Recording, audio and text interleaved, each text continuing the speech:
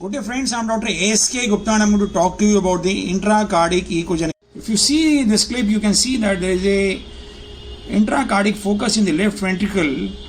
How should we see the echogenic intracardiac focus? The intracardiac focus, which is echogenic, is to be always seen while switching off the tissue harmonic imaging. Every machine has a tissue harmonic imaging, and this is the tissue harmonic imaging, CHI. Other machines may have a different nomenclature, but I'm going to switch it off.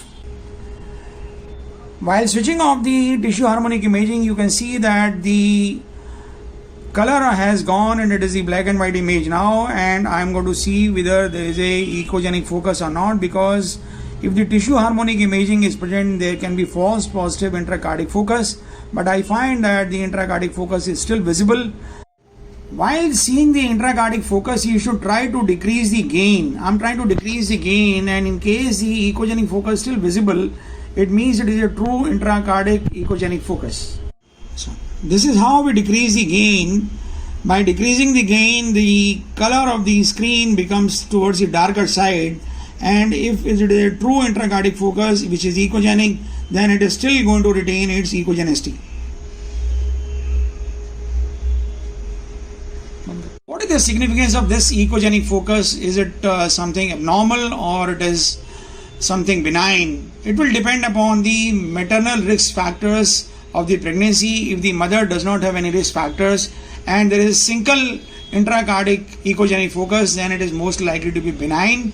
Echogenic focus in the heart basically represents the mineralization of the papillary muscles of the heart, and as the papillary muscles are present only in the left ventricle, if the echogenic focus is present only in the left ventricle, it is a benign focus. You can see that this echogenic focus is present near the septum, and near the septum we know that it is the mineralization of this posterior-medial papillary muscle which is appearing as the echogenic focus.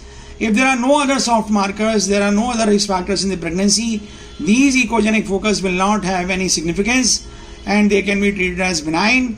In case the echogenic focus is present in both the ventricles, then it is to be taken with significance and the patient needs to be investigated further.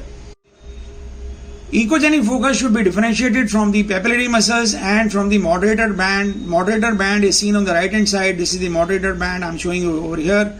And it is slightly echogenic, but the echogenic focus has to be as bright as the bone, and it should persist even after switching off the tissue harmonic imaging and decreasing the gain. Should these patients be subjected to karyotyping to find out the risk of aneuploidy and the Down syndrome, because the trisomy 13 and the Down syndrome are two syndromes which can be associated with the echogenic focus. In case there are no other signs or risk factors in the maternal pregnancy, then a isolated echogenic focus does not warrant the tissue karyotyping in the mother, and they can be left as, and these echogenic focus will usually disappear by third trimester of gestation. They can be just followed up. No fetal echocardiography is required in case it is a unilateral left ventricular echogenic focus. No tissue karyotyping is required, but these patients should be followed up and the echogenic focus should disappear by third trimester. We have tried to look for the various views of the heart, and we find that the various views of the heart, the LVOT view, the RVOT view, three vessel view, and the bifurcation of pulmonary artery are normally seen in this patient. So as far as we are concerned, this appears to be a normal echocardiography of the heart, though dedicated echocardiography may be done, but it is usually not required. I'm just going to show you the various views. You can see that this is the fourth chamber view, and this is the left ventricular outflow tract view, this is the right ventricular outflow tract view, and just now you saw that there was bifurcation of the this was the bifurcation of the pulmonary artery which was normally seen. So this patient can be taken as a benign patient, and this focus is not likely to have any bad effect on the development of this fetus. Thank you very much. I hope we have been able to clarify certain issues regarding the echogenic focus of the heart. Please like our videos, subscribe to our channel, and do not forget to press the like button and share the video among large number of our friends so that maximum number of people can be benefited. Thank you very much.